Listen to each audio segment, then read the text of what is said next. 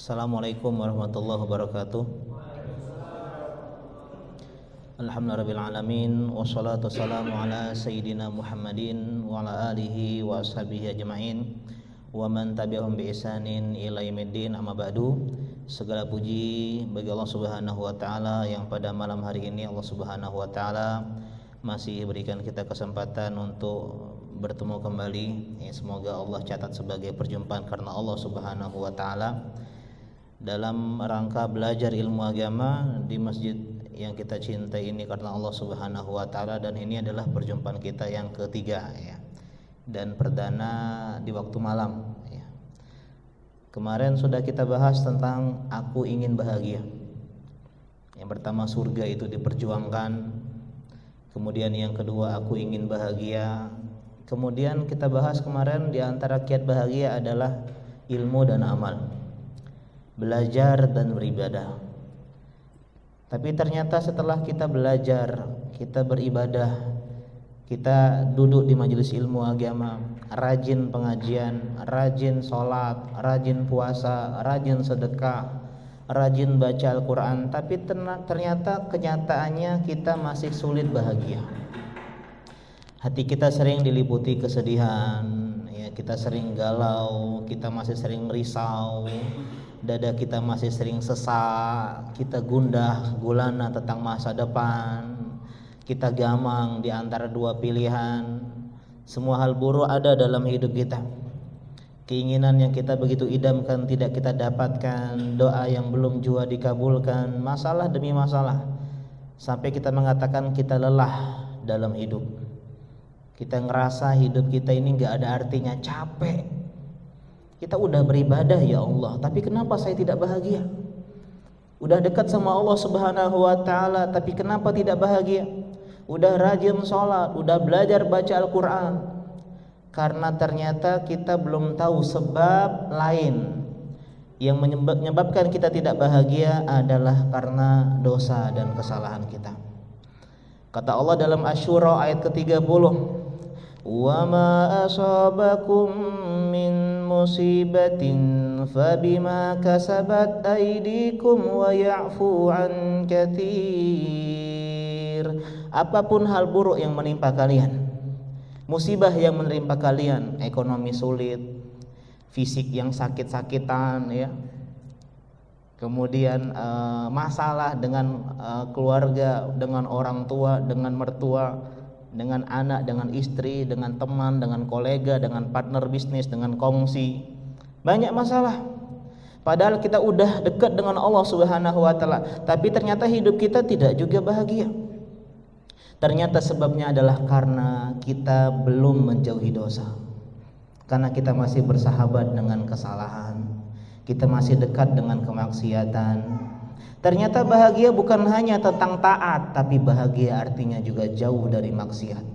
Ternyata bahagia bukan tentang kita berbuat kebaikan, tapi ternyata bahagia juga artinya menolak yang namanya keburukan. Bahkan musibah, malapetaka yang menimpa dunia ini ya, banjir, apalagi gempa bumi, longsor, tsunami, erupsi gunung, apalagi sekarang di akhir tahun nih banyak bencana, sebabnya pun sama, dosa. Dalam Ar-Rum 41 Allah mengatakan dhaharal fasadu fil barri wal bahr bima kasabat aydin nas liyuziqahum ba'dalladzi amilu la'allahum yarji'un. Tampak kerusakan di muka bumi, tampak kerusakan di lautan, tsunami, longsor, gempa, banjir, semuanya itu disebabkan oleh dosa-dosa manusia. Jangan kita salahkan alam, jangan kita salahkan ya karena kepingan ini bergeser dan seterusnya, tapi ini real dari Allah Subhanahu wa taala karena salahnya kita.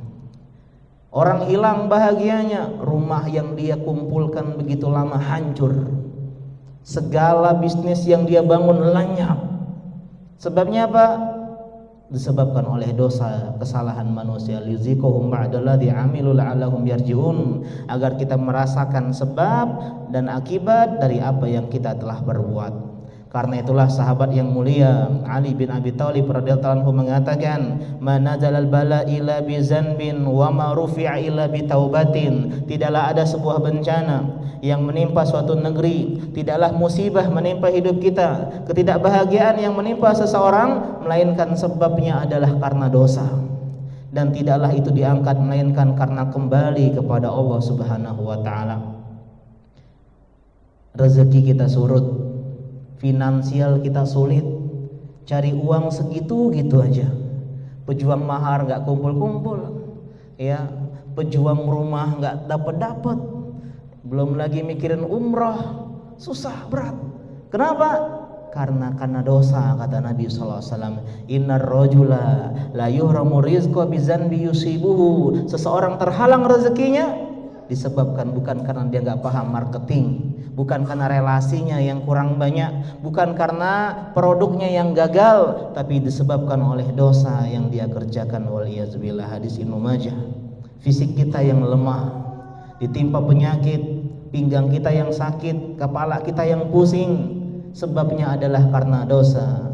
Alladzi anqadha zahrak, dosamu yang melemahkan punggungmu, kata Allah Subhanahu wa taala. Jadi bukan beban yang melemahkan punggung kita, bukan karena kita jarang berolahraga meskipun itu faktor, tapi yang paling utama disebabkan oleh dosa.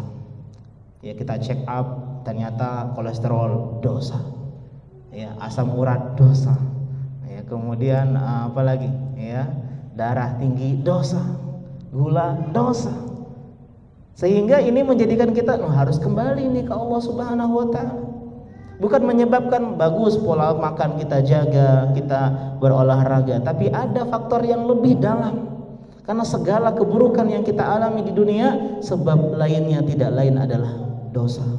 Sikap buruk orang lain, kita dicaci, kita dimaki, kita dihina, kita dicela, kita dikhianati, kita di-ghosting. Ya, kita mendapatkan perlakuan buruk yang tidak adil dari orang tua kita, dari bos kita. Kita dikhianati oleh karyawan kita disebabkan oleh dosa. Kata Fudail bin Iyad rahimahullah taala, seorang ulama tabi'in, mengatakan, "Ma 'amiltu zanban illa wajadtuhu fi khuluqi zaujati wa dabati." Setiap kali aku berbuat kesalahan, berbuat dosa, saya langsung lihat efeknya. Saya langsung lihat damage-nya, ya, bekasnya, pengaruhnya, dampaknya disebabkan oleh dosa yang saya kerjakan pada akhlak istri saya. Istri kita yang suka ngomel, anak kita yang jarang patuh, yang nggak mau diatur, orang tua kita yang selalu kepo permasalahan rumah tangga kita, mertua yang selalu mengatur, kau harus begini, kau harus begitu, disebabkan kata Fudail bin Iyad oleh dosa. Dosa juga menyebabkan pintu-pintu langit terhalang sehingga doa kita tidak kunjung dikabulkan oleh Allah Subhanahu wa taala. Ya muddu yadaihi ila sama, ya Rabbi, seseorang mengangkat tangannya menengadahkan ke langit, berdoa, ya Allah. Tapi kata Nabi, wa mat'amuhu haram, dia berdosa karena makanannya haram, wa mashrabuhu haram, minumannya berasal dari yang haram, wa malbasuhu haram, pakaian dia kerjakan berasal dari dosa yang haram, wa ghuziya bil haram, dia tumbuh hidup di atas dosa. Fa anna yustajabu lidzalik, bagaimana dosanya akan diijabah, dikabulkan oleh Allah Subhanahu wa taala. Ini ternyata dosa sebabnya. Terhalang kita beribadah, susah pengajian, susah baca Al-Quran, susah sholat jamaah, susah untuk baca Quran meskipun satu halaman, susah sedekah, susah berbakti sama orang tua, susah silaturahmi, disebabkan juga karena dosa. Seorang datang ke Hasan Al-Basri rahimahullah, beliau mengeluhkan dirinya yang tidak bisa bangun sholat malam. Zunubuka qayyadatka, kata beliau, kau sudah dibelenggu oleh dosa-dosamu. Dahulu ulama salaf mengatakan, man kamin nadratin manat qiyamal lail wa kamin aklatin manat qira'ata surah. Betapa banyak seorang terhalang menegakkan salat malam padahal cuma satu rakaat, enggak sampai 5 menit. Bisa sebelum tidur, bisa setelah isya, tapi jarang kita kerjakan, hanya di Ramadan saja. Kamin nadratin, disebabkan pandangan mata yang tidak halal, Wa kam min aqlatin manat qira'ata surah, betapa banyak seorang terhalang dari membaca lezatnya Al-Qur'an disebabkan oleh harta haram yang dia konsumsi yang masuk ke dalam lambung dan perutnya. Mungkin ini sebab kita sering terlambat datang sholat, kita sering tidak khusyuk dalam sholat, kita nggak bisa mentadabburi Al-Quran, kita ngantuk ketika dengar khutbah Jumat, disebabkan oleh dosa. Nonton Piala Dunia, Argentina lawan apa nih? Belanda, tahan begadang, nggak ngantuk. Tapi ketika innal hamdalillah, langsung ngantuk. Dosa. Kita nggak pernah ketika nonton film nggak pernah ngantuk. Ketika kita khutbah Jumat, kita tertidur, zikirnya adalah Allahumma ighfir, langsung bangun. Kenapa? Dosa. Dan diantara poin lainnya adalah terhalang dari nikmatnya ibadah. Kita bahas kemarin, kita belajar, kita beribadah, tapi kok nggak nikmat ya Ustaz? Kata Ustaz, kebahagiaan ada pada ketaatan. Saya udah sholat, saya udah baca Al-Quran Pak Ustaz, saya udah duduk di majelis ilmu agama, tapi kenapa tidak ada yang dijanjikan oleh Allah dan Rasulnya? Hati saya masih hampa, masih hambar. Saya duduk pulang pergi. Saya beribadah kepada Allah Subhanahu wa taala, datang ke masjid, pulang datang ke masjid.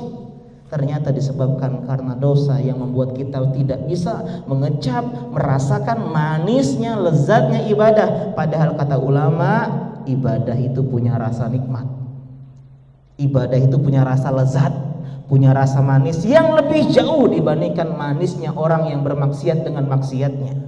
Orang minum khamr lezat, orang berzina nikmat, tapi sebenarnya ibadah tuh jauh lebih nikmat dibandingkan kenikmatan para pendosa dengan dosanya. Tapi kenapa kita belum mengecap meskipun hanya sesaat? Karena dosa dan kesalahan kita. Kita terhalang dari ilmu agama. Belajar Pak Ustadz bahasa Arab nggak paham-paham. Hadir pengajian rutin nggak dapat ilmu agama. Susah memahami. Udah susah memahami, cepat lupanya. Udah susah menghafal, mudah lupanya. Menghafalnya 1 bulan, lupanya 1 jam. Apa sebabnya? Kata Imam Ad-Dhahhak rahimahullah, disebabkan oleh dosa dan maksiat. Bahkan pahala amal kebaikan kita pun hilang karena dosa. Tadi STMJ, sholat terus, maksiat jalan. Sering beribadah kepada Allah Subhanahu wa taala, tapi hambar, tapi tidak bahagia. Hati tetap tidak tenang, hati tetap tidak damai, jiwa tetap tidak tentram, disebabkan oleh dosa dan maksiat kita. Bahkan pahala kebaikan kita waliyazubillah Allah luluh lantahkan, sebagaimana hadis Nabi SAW, la'lamana aqwaman min ummati ya'tuna yaumal qiyamati bihasanat amsali jibali tihamata bidha. Sungguh aku mengetahui ada seseorang di hari kiamat dari umatku, kata Nabi SAW, yang datang membawa pahala sebesar gunung Tihama yang putih.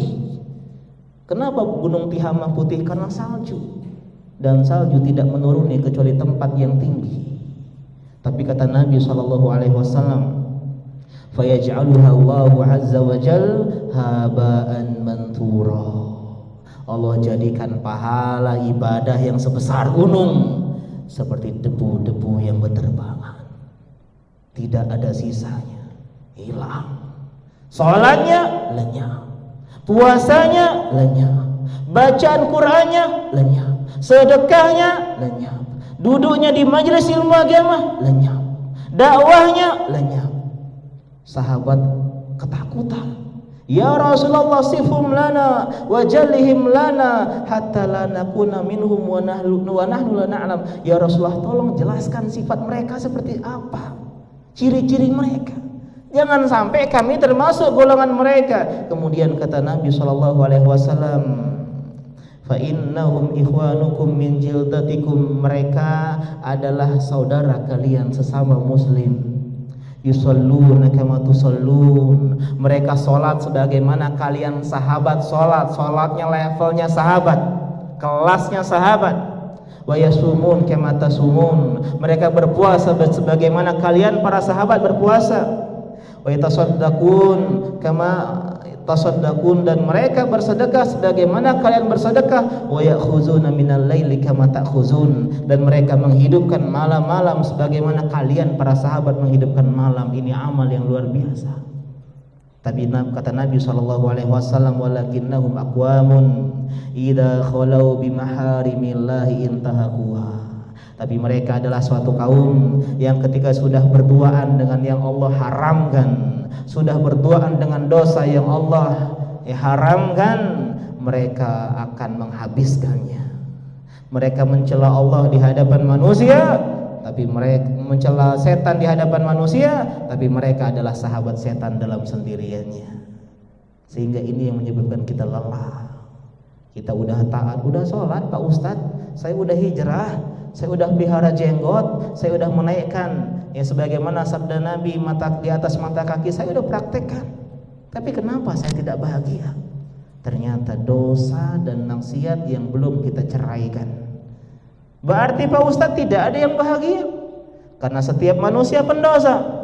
Kullu bani Adam khata, setiap anak Adam adalah pendosa. Bahkan Nabi Adam alaihissalam, Nabi yang pertama Abul Bashar, pun berbuat dosa, kesalahan, memakan buah dari pohon yang terlarang. Lantas berarti kalau seandainya bahagia itu artinya tidak berbuat dosa? Tidak ada di antara kita yang bahagia. Jangan stop hadisnya, lanjutkan hadisnya. Wa khairul khatta'ina tawwabun. Bukan tentang dosa, bukan tentang salah, bukan tentang maksiat, tapi bahagia adalah ketika kita salah, ketika berbuat dosa kita kembali kepada Allah Subhanahu wa taala. Sebaik-baik orang yang berbuat dosa adalah yang kembali kepada Allah Subhanahu wa taala, dan kita pengen kembali. Ini tugas kita teman-teman.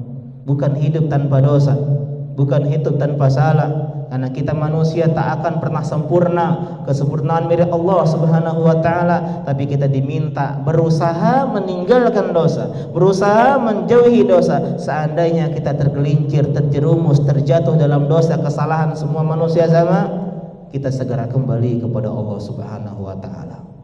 Karena sebanyak apapun ilmu kita, Ustadz saya hadir pengajian hampir tiap malam, setinggi apapun ilmu kita, sebanyak apapun amal ibadah kita, serajin apapun kita menghadiri majelis ilmu agama, sebanyak apapun Quran yang kita hafalkan, hadis yang kita hafalkan, yang kita pelajari, seberapa bertakwa kita kepada Allah Subhanahu wa taala, manusia tetap manusia.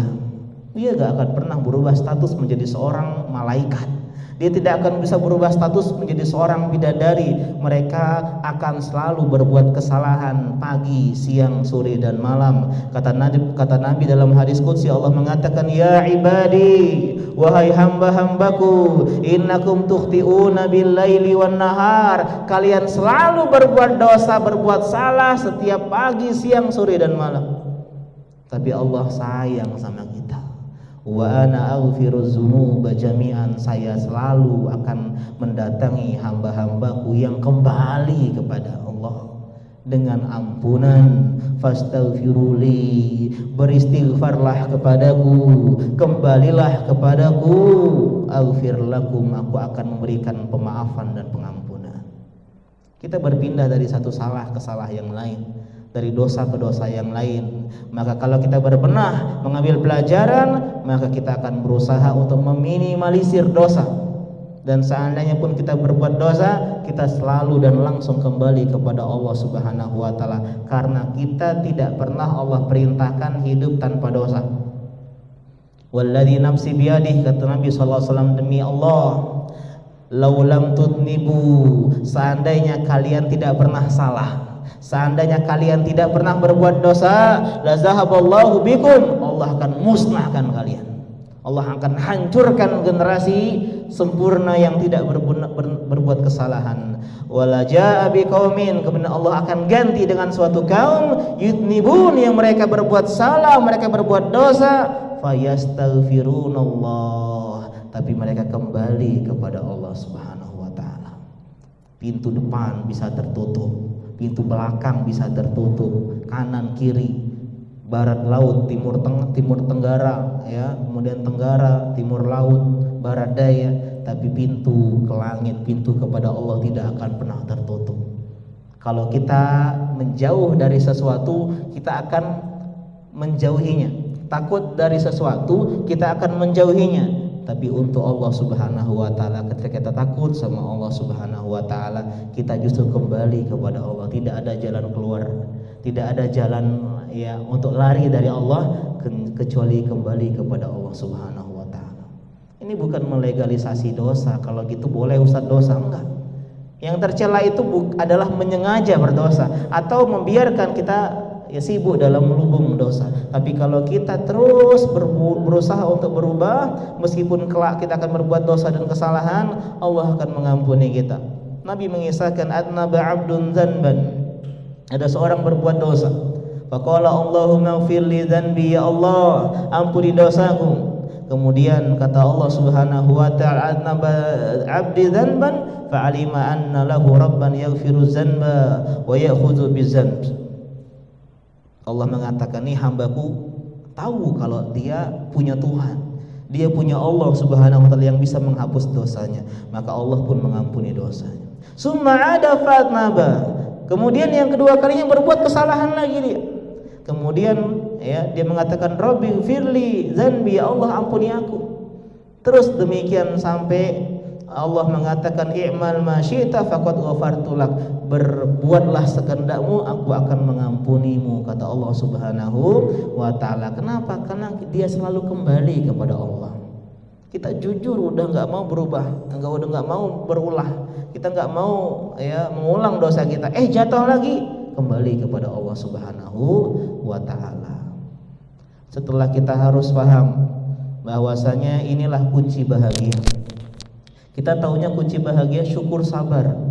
Bersyukur ketika dapat nikmat, ya, bersabar ketika dapat dapat musibah. Tapi ternyata kunci bahagia itu ada 3. Bersyukur ketika senang, bersabar ketika susah, dan bertaubat kembali kepada Allah ketika salah. Ini poin yang jarang kita yakini, jarang yang kita sadari. Ternyata bahagia bukan cuma soal membanyakin amal soleh saja, tapi ternyata bahagia adalah soal bagaimana kita berusaha menjauhi dosa-dosa yang kita kerjakan. Inilah hikmah kita tidak sempurna, agar kita selalu dan selalu kembali kepada Allah Subhanahu wa taala. Merasakan manisnya meminta maaf sama Allah, manisnya menangis minta ampun pada Allah, tidak akan dimiliki kecuali orang-orang yang pernah berbuat salah kepada Allah Subhanahu wa taala. Agar kita tahu bahwasanya rahmat Allah itu luas, agar kita tahu kita nggak boleh putus asa kepada Allah Subhanahu wa taala, agar kita tidak sombong, pongah dengan ibadah kita, karena kita juga pernah berbuat salah. Kita sesali, ya, kemudian kita kembali kepada Allah Subhanahu wa taala, karena Allah selalu sayang sama kita. Allah nggak pernah menyebut kita dengan wahai pendosa. Allah mengatakan Az-Zumar 53, Qul ya ibadiyalladzina asrafu ala anfusihim la taqnatu min rahmatillah. Wahai hamba-hambaku, Allah bilang wahai hamba-hambaku yang melampaui batas, yang menzolimi diri mereka sendiri. Allah enggak mengatakan wahai pendosa, wahai pemaksiat, wahai, enggak. Kalau seandainya orang-orang yang berbuat dosa Allah sebut dengan wahai hamba-hambaku, bagaimana dengan orang-orang yang selalu dekat dengan Allah Subhanahu wa taala? La taqnatu min rahmatillah. Jangan pernah putus asa dari rahmat Allah Subhanahu wa taala. Para sahabat dahulu berbuat kesyirikan, berbuat kekufuran, minum khamar, berzina, saling membunuh, mengubur putri mereka hidup-hidup. Tapi mereka kembali kepada Allah menjadi kuntum khairu ummatin ukhrijat linnas, menjadi manusia terbaik. Khairun nasi qarni summal ladzina yalunahum, sebaik-baik generasi adalah para sahabat. Ternyata untuk jadi orang yang terbaik bukan berarti tidak pernah berbuat salah, tapi la taqnatu min rahmatillah, kuncinya enggak pernah putus asa, enggak pernah give up. Ya Allah, aku berbuat dosa besar. Innallaha yaghfirud dzunuba jami'a. Allah mengampuni sebuah dosa. Ya Allah, aku telah membunuh. Innallaha yaghfirud dzunuba jami'a. Ya Allah, aku minum khamr, innallaha yaghfirudz dzunuba jami'a. Ya Allah, kau berbuat kesyirikan, aku menduakanmu. Innallaha yaghfirudz dzunuba jami'a. Allah selalu sayang sama hamba-hambanya asal mau kembali kepada Allah. Kita yang tidak mau kembali kepada Allah Subhanahu wa ta'ala. Dan inilah potret orang yang bertakwa, bukan orang yang sempurna. Kata Allah, Ali Imran 135, walladzina idza fa'alu fahishatan aw dhalamu anfusahum dzakarullaha fastaghfaru lidzunubihim. Orang-orang yang apabila berbuat dosa, berbuat kesalahan, menzalimi diri mereka sendiri, dzakarullah, dia ingat dengan Allah. Dia kembali kepada Allah. Ini seorang laki-laki yang cinta sama sepupunya, cinta mati. Ketika sepupunya dia lamar, dia khitbah, tidak ada peribahasa cinta, ya, pucuk dicinta ulang pun tiba, tidak ada. Yang ada adalah ungkapan cinta bertepuk sebelah tangan. Ternyata sang sepupu menolak cintanya, tapi dia masih memendam cinta dalam-dalam. Sampai suatulah ketika datang resesi mungkin, ya, ini perempuan sepupu ini, ya, ekonominya sulit, dia butuh pinjaman uang, dia datang ke sepupunya yang cinta dengan dia. Ya, assalamualaikum akhi. Waalaikumsalam. Ahlan, gimana? Mau jadi istri saya? Enggak, bukan kayak gitu. Saya ini sedang butuh uang. Mungkin orang tua saya sedang sulit. Saya butuh ekonomi. Bisa nggak pinjam uang? Udah bisa. Ya, saya berikan kalau nggak salah sekian dinar, banyak orang, ratusan juta atau mungkin puluhan juta. Tapi dengan satu syarat, kita membuat hubungan terlarang, sensor. Akhirnya karena susah ekonomi, dia iakan, ya, ya bismillah, nggak bismillah, ya. Sudah hadap-hadapan, sudah berduaan, sudah seperti faktor seorang suami dan istri, kemudian tiba-tiba air mata sang wanita menetes. Ittaqillah, bertakwalah engkau kepada Allah, takutlah engkau kepada Allah Subhanahu wa ta'ala. La tafudhu khataman illa bihaqqin, jangan engkau rusak cincin segel ini kecuali dengan haknya. Lihatlah bagaimana hati yang kembali kepada Allah. Gak ada CCTV, gak ada orang yang tahu, tapi hatinya bergetar ketika mendengar ucapan bertakwa kepada Allah. Dia pun langsung zakarullah fastaghfaru lidzunubihim, ingat sama Allah, memohon ampun kepada Allah. Dia pun istighfar, dia bebaskan tuh perempuan, bahkan tidak jadi pinjaman, diikhlaskan, ambil saja, karena dia mau kembali kepada Allah Subhanahu wa ta'ala. Bukan karena dia tidak pernah berbuat dosa, bahkan dia udah melakukan perencanaan, ya, perbuatan dosa yang besar, min kabairiz dzunub. Tapi ketika dia kembali kepada Allah Subhanahu wa ta'ala, ini yang Allah puji sebagai orang-orang yang bertakwa, sehingga orang ini Allah berikan keamanan, atau Allah berikan jalan keluar dari batu yang menutup gua tempat dia bernaung ketika sedang bencana. Kemudian kata Allah, fastaghfaru li dzunubihim wa ma yaghfiru dzunuba illallah wa lam yusiru ala ma fa'alu wa hum ya'lamun. Jadi inilah cara kita bahagia, kembali kepada Allah. Kenapa kita nggak bahagia? Kita banyak ibadah, kita banyak amal soleh, karena kita hanya taunya amal soleh berbuat baik. Padahal amal soleh itu bukan hanya sekedar berbuat baik, bukan cuma sekedar duduk kajian, bukan hanya sekedar rajin sedekah, bukan hanya sekedar rajin sholat, baca Al-Quran, tapi juga meninggalkan dosa-dosa kita, meninggalkan kemaksiatan kita. Itu diantara konsep bahagia. Wa tubu ilallahi jami'an ayyuhal mu'minun la'allakum tuflihun. Kembalilah kalian kepada Allah, kata Allah Subhanahu wa ta'ala, semuanya. Mau dia pendosa, mau dia orang soleh, mau dia orang taat, mau dia orang ahli maksiat, kembali kepada Allah semuanya, orang-orang yang beriman. La'allakum tuflihun, agar kalian beruntung, agar kalian bahagia. Bahkan Allah menjanjikan kebahagiaan bagi orang yang kembali kepada Allah. Hud ayat ketiga, wa anistaghfiru rabbakum summa tubu ilaihi yumatti'kum mata'an hasana. Beristighfarlah kalian kepada Allah, kepada Tuhan kalian. Kembalilah kalian kepada Allah. Allah akan berikan kalian mataan hasanah, kehidupan yang bahagia. Ternyata ini sebabnya kita nggak kembali kepada Allah Subhanahu wa Ta'ala. Kita merasa amal-amal soleh kita sudah menutup dosa-dosa kita, sehingga kita merasa happy dan fun dengan dosa-dosa kita. Kita nggak ada rasa kembali kepada Allah Subhanahu wa Ta'ala. Padahal kembali kepada Allah itu punya rukun-rukunnya. Yang pertama, menyesali dosa di masa lalu. An-nadam, at-taubah. Penyesalan adalah kembali kepada Allah. Sesal, bukan dengan bangga, bukan dengan merasa saya ini keren dengan dosa-dosa yang terdahulu, tapi dia berusaha, dia sesali. Seandainya waktu terulang saya tidak akan mengerjakan dosa-dosa tadi. Seandainya waktu bisa berulang saya tidak akan mau melaksanakan maksiat tersebut. Ini kemudian masa lalu disesali, masa sekarang ditinggalkan.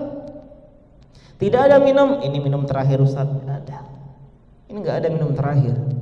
Tidak ada rokok terakhir Ustaz, nggak ada. Ya, tidak ada yang lain terakhir. Namanya dosa meninggalkan yang sekarang, nggak ada. Dan poin yang terakhir, yang ketiga, masa depan, bertekad kuat untuk tidak mengulangi di masa depan. Masa lalu disesali, masa sekarang ditinggalkan, dan masa depan berusaha, bertekad, berazam, bukan sobat sambal. Nanti saya minum dan seterusnya. Ya, tapi benar-benar jujur dari hati, lubuk hati yang paling dalam, taubatan nasuha, taubat dengan taubat yang murni, yang berusaha untuk tidak kembali ke dalam dosa dan maksiat yang kita lakukan. Jadi ini faktor bahagia kita. Tapi ya, sebagian orang kadang keliru dengan masalah kembali kepada Allah Subhanahu wa Ta'ala. Mereka hanya sibuk stop dosa, stop dengan maksiat. Ustadz, saya nggak mabuk lagi. Ustadz, saya nggak main perempuan lagi. Ustadz, saya nggak makan riba lagi. Ustadz, saya nggak berbuat syirik lagi. Saya nggak kedukun, saya nggak percaya jimat lagi. Alhamdulillah. Tapi dia lupa bahwasanya di antara konsekuensi kembali kepada Allah adalah kembali kepada ilmu. Kembali kepada ilmu. Kenapa? Karena ilmu adalah sebab terbesar yang bisa menghapuskan dosa dan maksiat kita. Karena ilmu adalah sebab terbesar yang bisa menggugurkan kesalahan kita. Karena ilmu sebab terbesar agar kita tidak mengulang kesalahan kita untuk kali kedua. Bukan ilmu hanya sekedar menghapus, tapi ilmu juga menjadi pencegah, menjadi tameng, menjadi perisai agar kita tidak kembali ke dalam ketidakbahagiaan yang telah kita lakukan sebelumnya. Ini cara terbaik kembali kepada Allah, dengan belajar ilmu agama. Karena dengan belajar ilmu agama kita akan mendapatkan pengampunan dosa. Bayangkan hadis Nabi SAW, wa inna talibal ilmi, sesungguhnya orang yang belajar ilmu agama, belum jadi ustaz, belum jadi kiai, belum menjadi seorang dai, belum menjadi seorang mufti, dia senantiasa belajar ilmu agama. Setiap minggu dia belajar ilmu agama. Apa kata Nabi SAW? La yastaghfiru lahu man fis samawati wa man fil ard. Akan dimintakan ampunan oleh segala makhluk yang ada di langit, malaikat, penghuni langit, dan yang ada di muka bumi, segala makhluk Allah Subhanahu wa Ta'ala. Hatta al-hitani fi jawfil ma', sampai ikan-ikan di dalam air, sampai ikan-ikan dalam laut, dalam sungai, memintakan ampunan untuk orang-orang yang duduk di majelis ilmu agama. Sehingga orang yang paling bahagia adalah orang yang belajar ilmu agama. Kita bahas kemarin, ya, pembahasan kemarin, aku ingin bahagia, dekat dengan ilmu agama, hidup bersama ilmu. Di antara sebabnya karena ilmu menyebabkan kita dihapuskan dosa-dosanya. Jadi jangan sampai kita talak ilmu agama.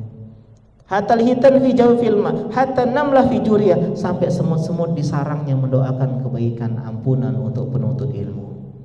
Sehingga meskipun mereka tidak sempurna, meskipun penuntut ilmu tidak sempurna seperti malaikat, dia berbuat salah dan berbuat dosa, tapi kadar bahagianya jauh dibandingkan orang-orang yang tidak dekat dengan ilmu agama. Kenapa? Ampunan yang memintakan adalah malaikat yang menghuni langit. Malaikat itu kata Nabi SAW hampir-hampir langit berdecit, ya, Kalau kita naik mau rumah panggung yang dari kayu kadang berdecit. Kenapa? Karena banyak orang di atas, itu langit berdecit karena banyaknya malaikat di atas sana. Ada sebuah tempat namanya Baitul Ma'mur, Ka'bahnya langit. Jadi kalau Ka'bah di dunia di Mekah di garis lurus ke atas, itu akan langit 1, langit 2 sampai langit 7, di atasnya lagi ketemu dengan Baitul Ma'mur. Itu tempat yang kata Nabi SAW setiap hari 70.000 malaikat masuk, 70.000. Dan yang pernah masuk tidak akan pernah kembali kedua kalinya ke tempat tersebut. Artinya setiap hari 70.000 malaikat baru yang belum pernah masuk ke Baitul Ma'mur. Bayangkan. Dan semuanya mendoakan kebaikan untuk penuntut ilmu. Kalau kita tahu ini adalah ampunan dari Nabi SAW, dari ampunan dari malaikat doa-doanya, bahkan dari hewan-hewan makhluk-makhluk Allah Subhanahu wa taala, maka apa yang menyebabkan kita malas untuk duduk di pengajian? Mau jarak yang jauh, mau waktu yang tidak kondusif, mau hujan, mau yang lain-lainnya, kita akan duduk di majelis ilmu agama, ya. Jadi seorang penuntut ilmu agama didoakan oleh semua makhluk Allah Subhanahu wa taala di langit dan di bumi. Hatal hitan fi jawfil ma, sampai ikan-ikan di lautan. Hatta namlah fi juriha, sampai semut di sarang-sarangnya. Hatta dawabil bar, sampai semua hewan melata di bumi mendoakan ampunan. Ya Allah, ampunilah penuntut ilmu. Ya Allah, ampunilah, disebut namanya. Karena apa? Karena keberadaan penuntut ilmu ini mendatangkan kebaikan, meskipun kepada hewan-hewan pun merasakan dampak kebaikannya. Coba seandainya semua orang yang di dunia paham ilmu agama, betapa banyak hewan-hewan yang dapat kebaikan. Kita untuk menyembelih hewan saja dengan cara yang baik, ya, memberikan minum air seekor anjing pezina diampuni oleh Allah Subhanahu wa taala. Ya, sehingga apa? Orang yang kata Nabi, orang masuk neraka gara-gara mengurung seekor kucing dan dia tidak beri makan. Artinya berbuat baik kepada semua makhluk, termasuk kepada hewan-hewan. Kemudian kenapa kita bisa mendapatkan ampunan dari Allah gara-gara penuntut ilmu? Karena kita selalu ada peluang berbuat jadi lebih baik. Ada sebuah kisah dari Umar bin Khattab dalam Miftah dari Sa'adah Ibnu Qayyim. Beliau mengatakan, innar rajula la yakhruju min manzilih wa alaihi minaz zunub mislu jibali tihamah. Ada seseorang pendosa yang dia datang ke majelis ilmu agama, keluar dari rumahnya menuju pengajian dengan membawa dosa sebesar gunung Tihamah yang putih, yang bersalju, yang tinggi, yang besar. Kemudian kata Umar bin Khattab, idza sami'al ilma, dia duduk mendengar pengajian. Khafa wa raja'a wa taba, dia mendengar satu kalimat, mungkin satu ayat, mungkin satu hadis yang menghunjam ke dalam dadanya, yang masuk ke dalam relung sanubarinya, sehingga dia bertobat kembali kepada Allah Subhanahu wa taala. Fansarafa ila manzilih, dia pulang ke rumahnya, kata Umar bin Khattab, wa laisa alaihi zanbun, tanpa membawa setitik dosa pun. Hilang semua dosa sebesar gunung Tihamah gara-gara duduk di majelis ilmu agama.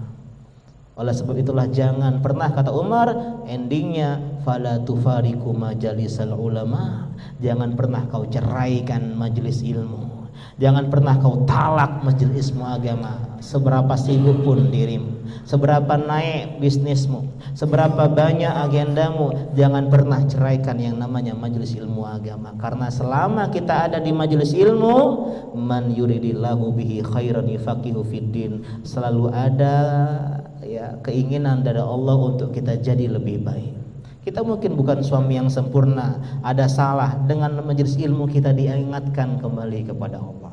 Kita bukan seorang malaikat, ada dosa, duduk di majelis ilmu diingatkan oleh Allah Subhanahu wa taala. Sehingga kalau kita sering duduk di majelis ilmu, kita akan selalu ingat dan selalu kembali kepada Allah Subhanahu wa taala. Dan minimal poin yang terakhir, karena dengan ilmu kita tahu ini dosa, dengan ilmu kita tahu ini haram, dengan ilmu kita tahu ini bahaya, ini buruk, sehingga ilmu adalah sebaik-baik benteng kita dari yang namanya namanya dosa, sehingga kita menjadi pribadi yang lebih bahagia. Kata Ibnu Jauzi dalam kitab yang terkenal Talbis Iblis, i'lam anna awwala talbisi iblis 'alan nas sadduhum 'anil ilmi. Perangkat iblis yang pertama kali kepada manusia adalah menghalangi dari ilmu. Li'anal ilma nur, karena ilmu adalah cahaya. Idza atfa'a ma sabihahum, kalau setan, kalau iblis berhasil memadamkan cahaya-cahaya kita, memadamkan lentera-lentera kita, senter-senter kita, khabbatuhum fil dhulmi, dia akan mudah untuk mengarahkan kita ke dalam kegelapan, ke dalam jurang dosa, ke dalam lumbung kemaksiatan, dalam hal-hal yang buruk. Dia akan bisa lebih ireng lagi, kaifa syaa, sebagaimanapun dia inginkan. Inilah diantara pentingnya kita belajar ilmu agama, agar kita bisa kembali kepada Allah, agar kita bisa menjadi pribadi yang lebih bahagia.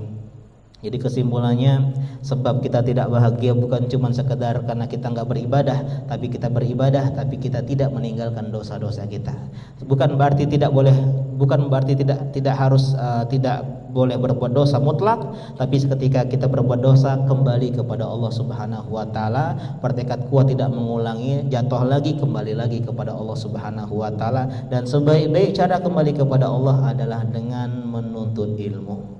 Di sini kita diingatkan, di sini kita dikasih tahu, di sini kita ada yang menasehati sehingga kita selalu kembali kepada Allah Subhanahu wa taala. Demikian pengajian kita pada malam hari ini. Semoga bermanfaat, semoga Allah mudahkan kita untuk meneruskan kajian-kajian yang lainnya. Ya, intinya tetap semangat belajar ilmu agama. 3 pembahasan surga diperjuangkan dengan ilmu. Kemudian kita bahagia dengan ilmu, dan kita pun kembali kepada Allah dengan ilmu agama. Subhanaka Allahumma bihamdika asyhadu an la ilaha illa anta astaghfiruka wa atubu ilaik. Wassalamualaikum warahmatullahi wabarakatuh.